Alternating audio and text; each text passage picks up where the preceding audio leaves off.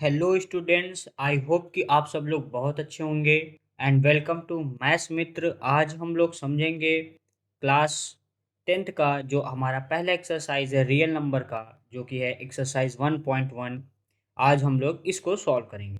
इससे रिलेटेड जो भी कॉन्सेप्ट रहे हैं वो मैं आपको प्रीवियस वीडियो में बता चुका हूँ, जिसमें हमने fundamental theorem of arithmetic, prime factorisation, prime composite, coprime and LCM HCF को कैसे फाइंड करना है वो हम लोगों ने सीख लिया है। ठीक है, तो चलिए ज़्यादा देरी किए बिना इस एक्सरसाइज को हम सॉल्व करते हैं। तो क्योंकि मैं ज़्यादा आपको यहाँ पे कॉन्सेप्ट नहीं बताऊँगा, वो मैं ऑलरेडी आपको बता चुका हूँ। यहाँ हम लोग सिर्फ डायरेक्ट क्वेश्चन ही सॉल्व करेंगे।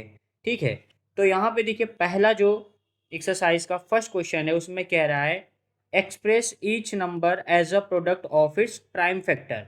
यानी इन सभी नंबर्स का हमें क्या निकालना है, प्राइम फैक्टर निकालना है। तो अगर मुझे 140 का प्राइम फैक्टर निकालना हुआ तो हम क्या करेंगे, इस तरीके से इसको हम प्राइम फैक्टर कर लेंगे।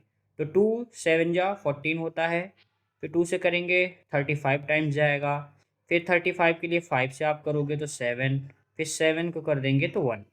तो यानी कि 140 का जो प्राइम फैक्टर आएगा वो आएगा 2 × 2 × 5 × 7। ठीक है, ऐसे ही अगर अब मुझे 156 का निकालना है तो इसके लिए भी हम इसी तरीके से 2 से करेंगे। 2 7 जा 14, 2 8 जा 16, 2 से आप इसको सॉल्व कर लो तो ये हो जाएगा 2 3 जा 6, 2 9 जा 18, फिर 3 से करो 3 1 जा 3, 3 3 जा 9, फिर यहाँ पे 13 हो जाएगा। तो यानी कि 156 का प्राइम फैक्टराइजेशन क्या आ जाएगा, 2 × 2 × 3 × 13। ओके, तो चलिए इसको सॉल्व करते हैं। ये है हमारा नेक्स्ट क्वेश्चन जो कि है थर्ड वाला, और इसका हमें निकालना है प्राइम फैक्टराइजेशन। तो पहले हम देखेंगे कि क्या ये 3 से डिवाइड होगा। तो देखिए लास्ट डिजिट यहाँ पे 5 है, तो इसका मतलब ये 2 से डिवाइड नहीं होगा।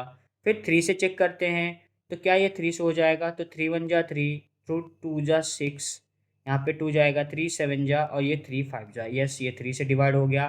फिर आप 3 से करो, 3 4 जा 12, और यहाँ पे ये हो जाएगा 3 से 25। फिर इसको आप चेक करो कि क्या ये 3 से डिवाइड हो जाएगा। तो अब ये 3 से डिवाइड नहीं होगा तो हम इसको 5 से कर देंगे। 5 8 जा 40, 5 5 जा 25। फिर 5 से करो आप इसको तो 17 आ जाएगा।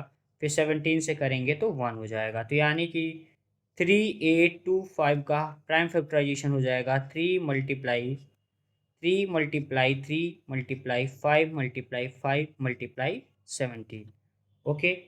अब इसी तरीके से ये जो बाकी के दो नंबर बच गए हैं, चलिए अब इनका भी सोल्यूशन कर लेते हैं हम। ठीक है, तो आपने इसका सोल्यूशन तो देख ही लिया होगा, तो अब हम इसको रफ कर देते हैं। चलिए अब हमारा नेक्स्ट क्वेश्चन है 505 का प्राइम फैक्टराइजेशन क्या आएगा। तो देखिए 505 को अगर आप सॉल्व करते हो तो देखो यहाँ पे लास्ट डिजिट 5 है, तो ये 2 से तो डिवाइड होने वाला नहीं है, और इनका सम 10 है तो ये 3 से भी डिवाइड नहीं होगा। 4 हमारा प्राइम फैक्टर होता नहीं है, कंपोजिट नंबर होता है। तो अब ये किससे डिवाइड होगा, 5 से, तो यहाँ हो जाएगा 1001। ठीक है, फिर नेक्स्ट हम अब देखेंगे ये किससे सॉल्व होगा। तो अब आप यहाँ पे देखोगे तो ये 7 से आपका डिवाइड हो जाएगा। तो 7 से हम इसको डिवाइड करेंगे तो 7 1 जा 7, 3 इधर जाएगा, 7 4 जा 28, फिर यहाँ पे 2 आएगा, 7 3 जा 21। फिर से अब हम यहाँ पे इसको 11 से ये डिवाइड हो जाएगा। 11 1 जा 11, 3 कैरी जाएगा, 11 3 जा, और अब हम इसको 13 से कर देंगे। तो यानी कि इसका जो प्राइम फैक्टर आएगा वो होगा 5 × 7 × 11 × 13। देखो यहाँ पे जो 7 4 2 4 2 9 है, ये जो नंबर है तो हमें इसका निकालना है प्राइम फैक्टर। अब प्राइम फैक्टर हम जानते क्या होता है, 2 3 5 7, फिर 11 हो जाएगा, उसके बाद 13, फिर 17, फिर 19, फिर 23। ये सब हमारे क्या है, प्राइम नंबर है, और इन्हीं से हम डिवाइड करेंगे। तो सबसे पहले हम 2 देखते हैं, लास्ट डिजिट यहाँ पे 9 है तो वो 2 से डिवाइड नहीं होगा। फिर ऐसे ही हम देखेंगे, अगर चेक करते जाओगे तो ये 3 से भी नहीं होगा, 5 से भी नहीं होगा, 7 से भी नहीं होगा, 11 से भी नहीं होगा, 13 से भी नहीं होगा। ये किससे डिवाइड होगा, सीधा का सीधा 17 से आप इसको डिवाइड कर पाओगे। तो इसलिए जब हम इसको 17 से डिवाइड करेंगे तो इसका जो रिज़ल्ट आएगा वो आएगा 7 4 जा आपका 68 हो जाएगा, 68, फिर यहाँ पे 6 आ जाएगा, 7 फिर 3 टाइम्स जाएगा, ठीक है, और यहाँ पे फिर 17 7 जा हो जाएगा, ठीक है। तो अब आप देखो कि यानी कि ये जो नंबर था ये डायरेक्ट किससे डिवाइड हुआ, 17 से। तो इस तरीके से आपको चेक करना रहेगा, ठीक है। ये मत सोचो कि अगर शुरू के 2 3 नंबर से डिवाइड नहीं हुआ तो इसका मतलब है डिवीजन ही नहीं होगा, ऐसा नहीं है। और आपको आगे तक जाना पड़ेगा, हो सकता है कि ये 19 17 23 या हो सकता है कि ये आपका 29 से डिवाइड हो। तो क्योंकि ये सब क्या है, आपके प्राइम नंबर्स हैं, तो इस तरीके के जो नंबर्स हैं वो क्या हो सकते हैं, इस फॉर्म में आपको मिल सकते हैं कि जिसमें हमें डिवीजन के लिए काफ़ी मेहनत करना पड़े, ठीक है। तो अब देखो, अब क्या, अब ये नंबर किससे डिवाइड होगा, तो आप चेक करो तो ये 19 से क्या हो जाएगा, डिवाइड हो जाएगा, ठीक है। तो 19 से हम इसको डिवाइड कर देंगे तो रिजल्ट आ जाएगा इसका 23, और अब ये 23 से डिवाइड होके क्या आ जाएगा, 1 आ जाएगा। तो यानी कि हम ये भी कह सकते हैं कि एक्चुअल में ये जो नंबर बना था ये कैसे बनाया गया था, इसने 17 19 और 23 इन तीनों नंबर का प्रोडक्ट करके ये नंबर लिख दिया गया है ना। तो बोर्ड एग्जाम में आपको इस तरीके के कंफ्यूजिंग नंबर्स दिए जा सकते हैं, अगर बोर्ड एग्जामिनर में उसको पेपर को थोड़ा सा कंसेप्चुअल या थोड़ा सा इस तरीके से टफ बनाना हुआ तो। यानी करना तो आपको प्राइम फैक्टराइजेशन ही है ना, प्राइम फैक्टराइजेशन है और इजी है, आप जानते हो प्राइम फैक्टराइजेशन बहुत इजी है। लेकिन वो इजी नंबर नहीं देगा, वो आपको जानबूझ के इस तरीके से कुछ नंबर दे देंगे जिसमें कि आपको प्राइम फैक्टराइजेशन करने में दिक्कत आए, ठीक है। तो ये बहुत ही अच्छा क्वेश्चन भी था, ये भी था और ये भी था। नेक्स्ट क्वेश्चन है, find the LCM and HCF of the following pairs of integers and verify that LCM into LCF equal to product of two number. तो सबसे पहले तो हम यहाँ पे 26 और 91 का क्या निकाल लेंगे, प्राइम फैक्टराइजेशन। क्योंकि एलसीएम एचसीएफ फाइंड करने के लिए सबसे पहले तो हम 26 का क्या निकाल लेते हैं, प्राइम फैक्टराइजेशन। और इसका प्राइम फैक्टराइजेशन कितना होगा, 2 × 13, और 91 का हो जाएगा हमारा 7 × 13, ठीक है। तो अब हम यहाँ पे देख पा रहे हैं कि 26 और 91 में 13 क्या है, दोनों में कॉमन है, तो इसलिए इसका जो एचसीएफ आएगा वो कितना हो जाएगा, 13, ठीक है। तो इस नंबर का एचसीएफ हमने फाइंड कर लिया, 13 हो गया। अब हम फाइंड करते हैं एलसीएम को। तो एलसीएम कैसे फाइंड करेंगे, तो एलसीएम में हम ये चेक करते हैं कि इन दोनों नंबर, जैसे ये तो कॉमन है, ये तो आ ही गया, अब बच गया 2 और 7, तो आप इसको अभी क्या कर दो, मल्टीप्लाई करा दो इन सब का। तो इन सब का जो प्रोडक्ट आएगा तो वो हो जाएगा आपका, तो ये हो जाएगा 182, इनका प्रोडक्ट हो जाएगा 182। अब हमें वेरीफाई करना है कि एलसीएम और एचसीएफ का प्रोडक्ट इक्वल है प्रोडक्ट ऑफ टू नंबर, यानी इन दोनों नंबर के प्रोडक्ट से। तो चलिए वेरीफाई करते हैं। तो एलसीएम इंटू एचसीएफ इक्वल हो जाएगा product of this two number, यानी 26 मल्टीप्लाई 91, या फिर इनकी जगह पे हम लिख सकते हैं ए इंटू बी।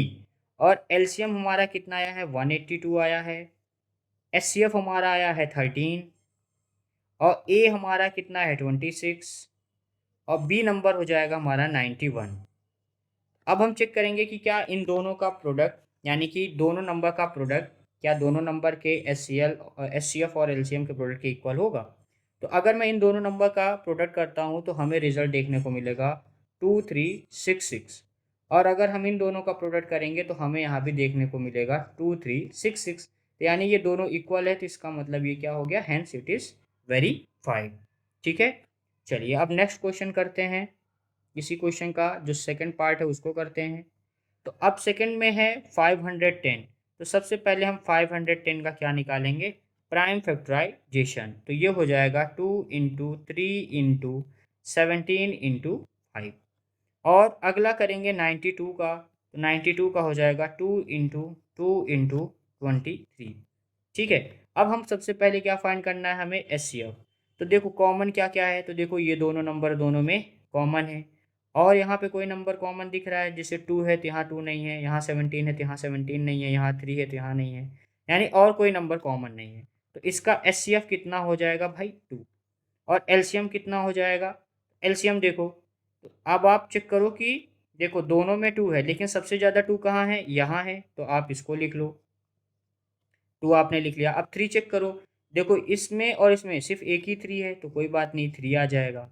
17 भी एक ही है, 5 भी एक ही है, 23 भी एक ही है। ये जो एक एक नंबर है इन सबको आप प्रोडक्ट में लिख लो, मल्टीप्लाई 5 मल्टीप्लाई 17 मल्टीप्लाई 23, और इसका जो रिजल्ट आएगा तो एलसीएम हमारा आएगा 23460।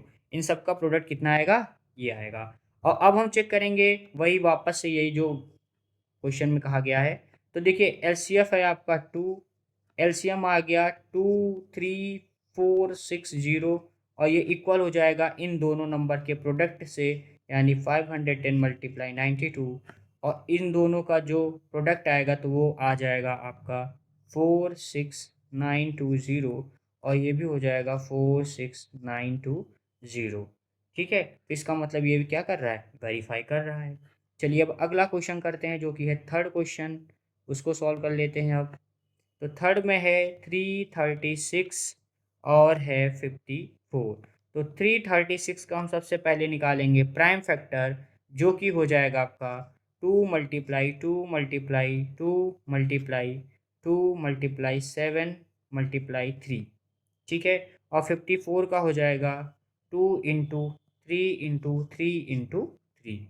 ओके, तो अब यहाँ पे देखो कॉमन क्या है इन दोनों में, तो दोनों में कॉमन आपका क्या दिख रहा है, यहाँ पे 2, और ये देखो एक 3 यहाँ भी कॉमन दिख रहा है, और ये 3 के लिए यहाँ पे कोई दूसरा 3 नहीं है, और बाकी किसी के लिए कोई नंबर नहीं है, तो इसका एचसीएफ आपका हो जाएगा 2 मल्टीप्लाई 3।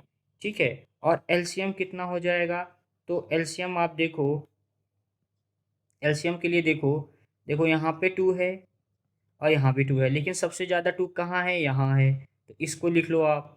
तो 2 इंटू 2 इंटू 2 इंटू 2, ठीक है, 4 बार हमारे क्या हो जाएंगे, 2 हो जाएंगे।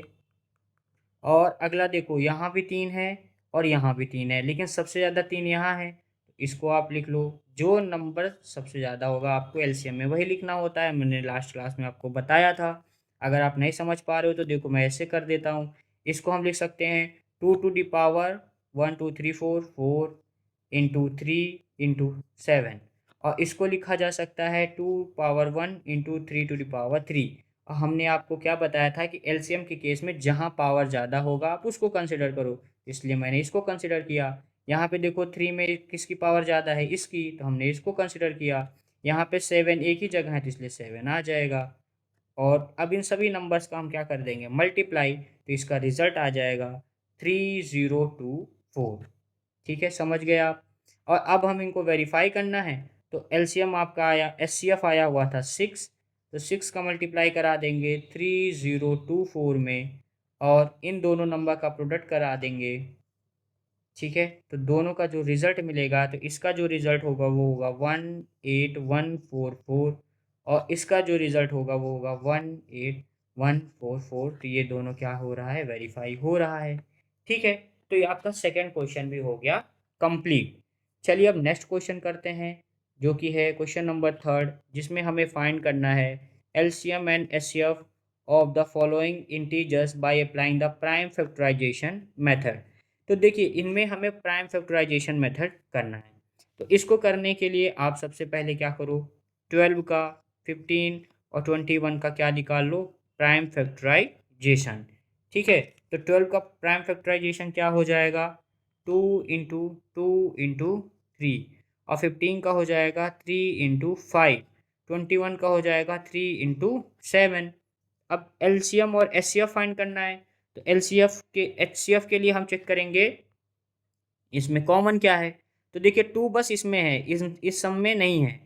ऐसे ही 3 देखो यहाँ भी है, यहाँ भी है, यहाँ भी है, सब में 3 है, तो यानी 3 कॉमन है।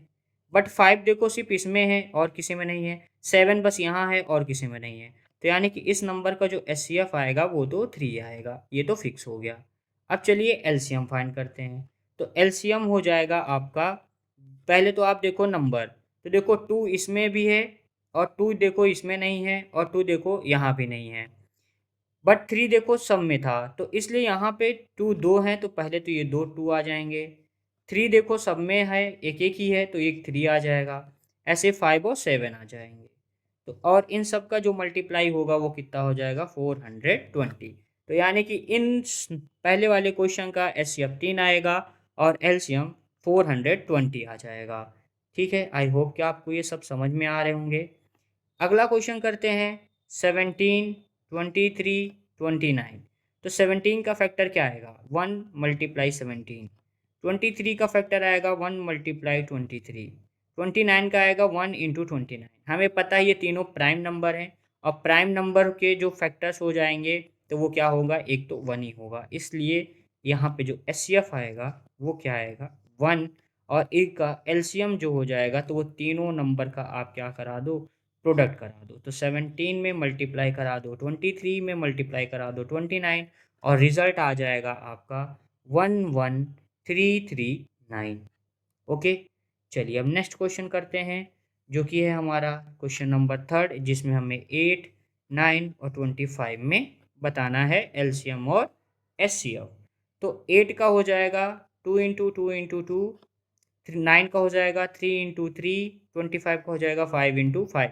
समझ पा रहे हो ना प्राइम फैक्टराइजेशन, यानी कि हर बार आपको ऐसे फाइंड करना है, लेकिन मैं इस तरीके से ना करके डायरेक्ट सॉल्व कर रहा हूँ। ठीक है, मैं इसके प्राइम फैक्टराइजेशन को क्या कर दे रहा हूँ, डायरेक्ट लिख दे रहा हूँ यहाँ पे। तो आपको अगर नहीं आ रहा है, अगर आप डायरेक्ट नहीं लिख पा रहे हो तो कोई बात नहीं, आप इस तरीके से सबसे पहले हर एक नंबर का प्राइम फैक्टराइजेशन कर लो, फिर जो यहाँ पे नंबर आएगा उसको आप यहाँ पे इस तरीके से नोट कर लो। ठीक है, चलिए अब आगे समझते। तो अब देखो यहाँ पे हमने इन सभी नंबर्स का प्राइम फैक्टराइजेशन लिख दिया और अब हम देखेंगे कि क्या इनमें कुछ कॉमन है। तो यहाँ पे हम देख पा रहे हैं कि इस नंबर में कोई भी नंबर कॉमन नहीं है, तो इसका एचसीएफ आपका क्या हो जाएगा 1। ठीक है, और एलसीएम आपका क्या हो जाएगा, तो इन सभी नंबर का आप क्या करा दो, मल्टीप्लाई करा दो और इसका जो रिजल्ट आएगा वो आएगा 1800। आई होप कि आपको ये 1, 2, 3 क्वेश्चन समझ में आए होंगे। तो चलिए अब नेक्स्ट क्वेश्चन की ओर बढ़ते हैं जो कि है क्वेश्चन नंबर 4। इस क्वेश्चन में देखिए बहुत ही प्यारा क्वेश्चन है और ये जो रिलेशन हमने आपको बताया था ना कि अभी अभी जो इससे पहले वाले क्वेश्चन में भी हम किए, LCM multiply HCF equal to A cross B, इसी रिलेशन पे बेस्ड ये क्वेश्चन आपसे पूछा गया है। तो देखिए क्वेश्चन में है given that HCF of this two number, देखिए इसको ध्यान से समझिए, जो लिखा है ना एचसीएफ और ब्रैकेट में लिखा हुआ है 306 और 657 और यहाँ पे लिखा हुआ है 9। तो एक्चुअली ये जो 9 गिवन है ना ये क्या है, ये एचसीएफ है। किसका एचसीएफ है, 306 और 657, यानी ये दो नंबर हैं, इन दोनों नंबर का एचसीएफ कितना है 9 और हमसे क्या कह रहा है फाइंड एलसीएम, और इन दोनों नंबर का एलसीएम क्या होगा ये हमें फाइंड करना है। आया क्वेश्चन समझ में, और इसमें आप रिलेशन कौन सा लगाओगे, ये वाला, और इसी रिलेशन से ये सॉल्व होगा। तो देखिए यहाँ पे एचसीएफ कितना गिवन है 9, तो एचसीएफ की प्लेस पे क्या लिख दो आप 9। एलसीएम हमें फाइंड करना है तो मल्टीप्लाई में यहाँ पे एलसीएम ही रहेगा। ठीक है, और नंबर जो हमारा क्या है, तो ए है 306 और बी है आपका 657। अब देखो क्योंकि यहाँ पे ये इसके साथ मल्टीप्लाई में है तो एलसीएम इक्वल टू क्या हो जाएगा, ये इधर आके डिवाइड हो जाएगा। मल्टीप्लाई 657 डिवाइड करा दो आप 9 से। अब हम क्या करेंगे, इन दोनों को डिवाइड करा दीजिए। तो देखिए कितना हो जाएगा, 9 7 जा कितना होता है 63 होता है, दो कैरी आएगा, 9 3 जा कितना हो जाएगा 27। तो यानी कि इन दोनों को हमने डिवाइड किया तो कितना रिजल्ट आया, तो 306 मल्टीप्लाई 73।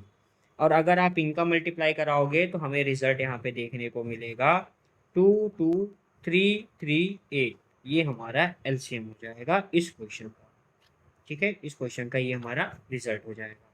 आया समझ में आपको, चलिए अब आगे समझ। ठीक है, नेक्स्ट क्वेश्चन ये भी बहुत प्यारा क्वेश्चन है, ये बोर्ड एग्जाम में भी आपसे पूछा जा चुका है। ठीक है, 6 टू द पावर n, जो हमारा 6 टू द पावर n है एंड विथ द डिजिट 0, क्या अगर मैं 6 टू द पावर n करता जाऊं, कह रहा है देखिए n यहाँ पे नेचुरल नंबर है, नेचुरल नंबर अगर n है तो इसका मतलब n की वैल्यू क्या होगा 1 2 3 4 5 6 7 ऐसे इनफाइनाइट तक जाएगा। और कह रहा है कि ये जो 6 टू द पावर n है, यानी कि 6 टू द पावर n, तो n जो कि हमारा नेचुरल नंबर है, तो इस नेचुरल नंबर में n के प्लेस पे ये वैल्यूज आप पुट करो। तो अगर जैसे मैं 6 के प्लेस पे 1 रख दूँ, फिर 6 के प्लेस फिर मैं n के प्लेस पे 2 रख दूँ, फिर मैं n के प्लेस पे 3 रखूँ, फिर मैं n के प्लेस पे 4 रखूँ, तो जो इसका स्क्वायर जैसे 6 टू द पावर 1 6 हो जाएगा, 6 स्क्वायर कितना होगा 36 हो जाएगा, 6 का क्यूब कितना होता है 216 हो जाता है, 6 टू द पावर 4 आपका कितना हो जाएगा 1296 हो जाएगा। तो क्वेश्चन क्या कहना चाह रहा है आपसे, क्वेश्चन में ये पूछना चाह रहा है कि अगर मैं इसी तरीके से n की वैल्यूज को क्या करूं पुट करता रहूं इनफाइनाइट तक इसी तरीके से, यानी कि आप नेचुरल नंबर की वैल्यू पुट करते जाओ n के प्लेस पे, तो जो भी x तो ये जो सॉल्व होगा यानी जो 6 का जो भी पावर होगा उसको जब मैं सॉल्व करूंगा तो जो रिजल्ट हमें देखने को मिलेगा, तो उस रिजल्ट का जो लास्ट डिजिट होगा, लास्ट डिजिट क्या ये कभी जीरो होगा? मतलब कि क्या मैं 6 का ऐसा क्या यहाँ पे पावर ले लूँ इस नेचुरल नंबर्स में, ऐसा 6 का ऐसा कौन सा मैं यहाँ पे पावर ले लूँ कि इस 6 का पावर करने पे जो भी रिजल्ट आएगा तो उस रिजल्ट का जो लास्ट डिजिट होगा वो क्या हो जाए, जीरो हो जाए। ये हमें प्रूव करके बताना है। अब आया समझ में आपको ये क्वेश्चन? तो अब यहाँ पे इसका सोल्यूशन समझ, अच्छा सोल्यूशन है और बोर्ड एग्जाम में ये पूछा भी जा चुका है क्वेश्चन, तो इसको आप हल्के में मत लीजिए, ठीक है। चलिए समझते हैं। तो देखिए यहाँ पे अगर मैं ये कहूँ कि जो 6 टू द पावर n है, ये 6 टू द पावर n का अगर मैं क्या ले लूँ प्राइम फैक्टर।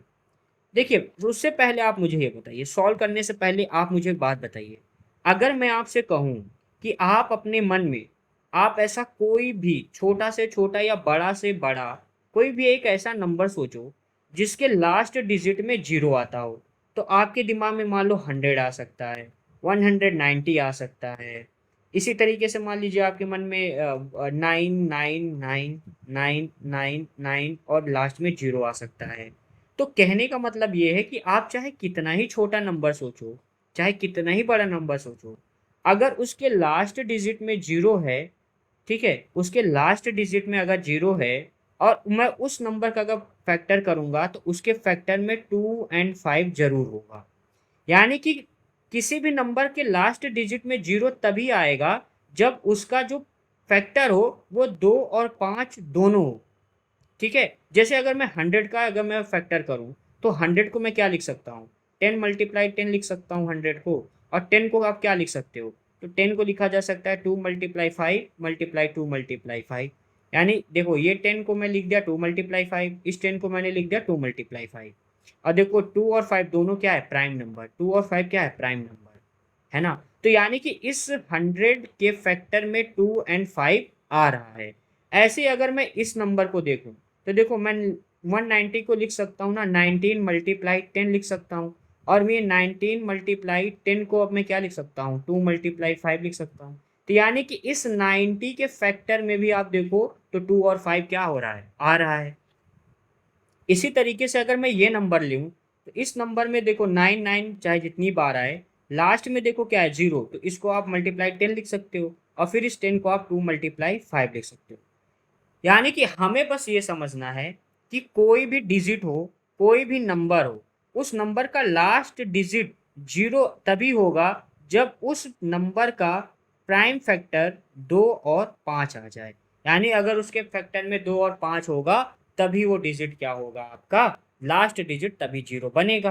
तो इसी तरीके से इस क्वेश्चन को अगर मैं सॉल्व करूं तो मैं यहाँ पे देखूं 6 टू द पावर n है, और अगर मैं 6 का क्या निकालूं फैक्टर, तो 6 का फैक्टर क्या आएगा 2 × 3 = 6, यानी कि 2 × 3 होल टू द पावर क्या आएगा n आएगा, और 2 टू द पावर n हो जाएगा यहाँ पे multiply 3 to the power n, यानी कि 6 के फैक्टर करने पे हमें यहाँ पे 2 तो मिल गया, यहाँ पे 2 तो मिला बट देखो 5 नहीं है।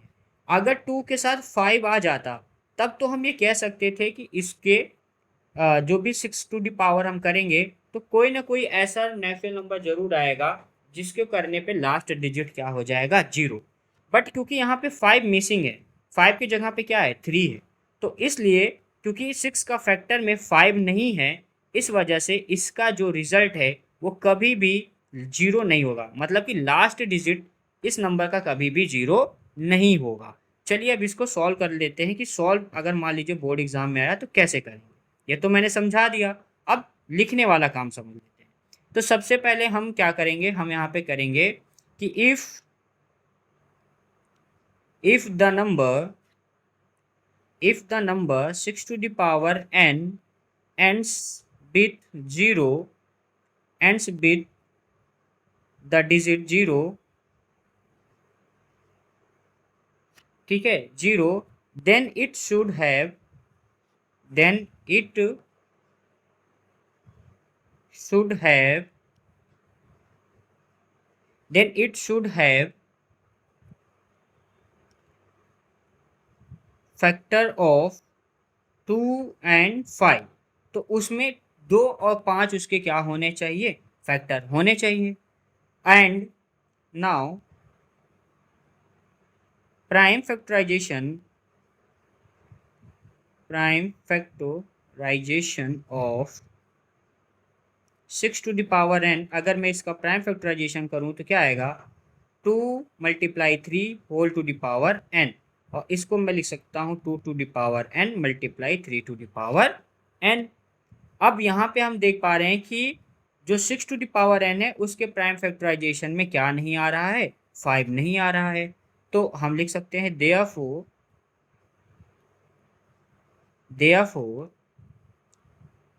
6 to the power n does not have 5 as a prime factor. इसमें 5 जो है वो प्राइम फैक्टर नहीं है। तो hence it is clear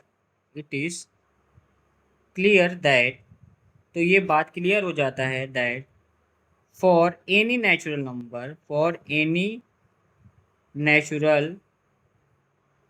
number n 6 to the power n is not have is not नहीं 6 to the power n cannot end with the digit 0, और ये आपका सॉल्यूशन हो गया। ठीक है, बस इतना ही करना था इसमें। ओके, चलिए अब करते हैं नेक्स्ट क्वेश्चन जो कि हमारा है। आप इसका सॉल्यूशन चाहो तो स्क्रीनशॉट भी ले सकते हो और आप इसको ट्राई करना खुद से भी। चलिए अब नेक्स्ट क्वेश्चन करते हैं जो कि है क्वेश्चन नंबर 6। और ये क्वेश्चन नंबर 6 भी आपके बोर्ड एग्जाम में पूछा जा चुका है, स्पेशली ये वाला नंबर। इसमें हमें बताना है कि 7 × 11 × 13 + 13 आर कंपोजिट। तो ये क्वेश्चन मैं आपको जब कॉन्सेप्ट पढ़ा रहा था तो ये देखिए मैंने यहाँ पे ये क्वेश्चन आपको ऑलरेडी कराया हुआ है, ठीक है। और एक क्वेश्चन मैंने आपको होमवर्क भी दिया था, तो इस क्वेश्चन को हम आप ही के लिए छोड़ देते हैं, इसको आप ही खुद ही ट्राई करिएगा, ठीक है। चलिए नेक्स्ट क्वेश्चन करते हैं जो कि है ये तो अब हम ही लोगों ने कर चुका है। अब आ जाओ क्वेश्चन नंबर 7 जो कि लास्ट क्वेश्चन है इस एक्सरसाइज को। तो चलिए इसको सॉल्व करते हैं। तो देखिए क्या कह रहा है इसमें, कह रहा है there is a circular path around a sport field. Sonia takes 18 minutes to drive one round of the field while Ravi takes 12 minutes for the same। देखिए एक कोई सर्कुलर पाथ है इस तरीके से, ठीक है। और इस पाथ को ट्रेवल करने में जो सोनिया है वो 18 मिनट का समय लेती है और जो रवि है वो 12 मिनट का समय लेता है, ठीक है। तो रवि को कितना टाइम लग रहा है, 12 मिनट, और सोनिया को कितना टाइम लग रहा है यहाँ पे, 18 मिनट, ठीक है। Suppose they both start at the same point and the same time. अब मान लीजिए यहाँ इस पॉइंट पे ये लोग एक साथ और एक ही पॉइंट से, इसी एक पॉइंट से ये लोग रनिंग करना स्टार्ट करते हैं and go in the same direction, और दोनों सेम डायरेक्शन में क्या करते हैं, रनिंग स्टार्ट करते हैं। After how many minutes will they meet again starting point. तो अब वो कौन सा टाइम हो रहा होगा कि जब वो लोग एक दूसरे से वापस मिलेंगे। यानी कि हमें ये बताना है कि देखिए रवि तो इस राउंड को कंप्लीट कर लेगा 12 मिनट में ही। तो जब रवि इस पॉइंट पे होगा तो सोनिया कहीं यहाँ कहीं पहुँची होगी, है ना। फिर रवि क्या होगा, इस पॉइंट से और आगे बढ़ जाएगा। जब मान लो रवि यहाँ पहुँचेगा तब सोनिया यहाँ पहुँचेंगी। तो इस तरीके से चलते चलते एक समय ऐसा आएगा कि जब रवि और सोनिया दोनों सेम इसी पॉइंट पे क्या कर रहे होंगे, एक दूसरे से मिल रहे होंगे, यानी एक ही टाइम पे। तो वो क्या टाइम है, बस हमें ये बताना है। तो इस क्वेश्चन में हम क्या करेंगे, एलसीएम फाइंड करेंगे, क्योंकि यहाँ पे हमसे क्या पूछ रहा है, कॉमन मल्टीपल, यानी कि 12 और 18 का कॉमन मल्टीप्लाई पूछ रहा है, यानी कि एलसीएम पूछ रहा है। यानी वो कौन सा टाइम होगा जब 12 और 18 दोनों एक साथ आ जाएंगे, यानी कि दोनों का मल्टीपल एक साथ आ जाएगा, कॉमन कब आएगा। तो एलसीएम बताना है कहने का मतलब इस क्वेश्चन में। तो अब आप इसके लिए क्या करो, सबसे पहले तो आप 12 और 18 का क्या निकाल लो, प्राइम फैक्टर। तो 12 और 18 का प्राइम फैक्टराइजेशन कर लो। तो 12 का प्राइम फैक्टराइजेशन क्या हो जाएगा, 2 × 2 × 3, और 18 का हो जाएगा 2 × 3 × 3। ठीक है, अब इन दोनों में देखो कॉमन, तो देखो यहाँ पे क्या कॉमन है, 2 आपका कॉमन है, और देखो यहाँ पे 3 कॉमन है। बस यही दोनों नंबर हैं जो क्या, अरे सॉरी, एलसीएम थोड़ी, एचसीएफ थोड़ी निकालना है, एलसीएम निकालना है ना। तो अब आप चेक करो, जैसे यहाँ पे देखो 2 इसमें भी है, 2 यहाँ भी है, लेकिन सबसे ज़्यादा 2 इस नंबर में है। तो एलसीएम के लिए हम क्या करेंगे, जिसमें ज़्यादा 2 होगा उसको कंसिडर करोगे, तो ये वाला नंबर आएगा। अब देखो 3 इसमें भी है, 3 इसमें भी है, लेकिन ज़्यादा 3 इसमें है, तो इस नंबर को आप ले लो और इन सब का मल्टीप्लाई कर लो। तो 2 × 2 = 4, 4 × 3 = 12, 12 × 3 = 36, यानी 36 मिनट बाद, 36 मिनट बाद रवि और सोनिया दोनों एक साथ स्टार्टिंग पॉइंट पे क्या करेंगे, मीट करेंगे। तो how many minute will they meet again, तो after 36 minute they meet again. ठीक है, 36 मिनट इसका क्या हो जाएगा आंसर। बहुत सिंपल क्वेश्चन था, ठीक है। बट ये तो एनसीईआरटी के क्वेश्चन हो गए, लेकिन ये जो वर्ड प्रॉब्लम है इससे रिलेटेड बोर्ड एग्जाम में बहुत अच्छे अच्छे क्वेश्चंस बनते हैं। तो अगर आपके पास कोई साइड बुक हो, जैसे RS अग्रवाल, RD शर्मा, इस टाइप की बुक, तो उसमें इस वर्ड प्रॉब्लम जो कि LCM SCF से रिलेटेड हैं, उनसे बहुत अच्छे अच्छे क्वेश्चन है वर्ड प्रॉब्लम से रिलेटेड। तो आप उनको प्रैक्टिस के लिए ज़रूर कीजिएगा। और अब यहाँ पे ये एक्सरसाइज आपका कंप्लीट हो गया है।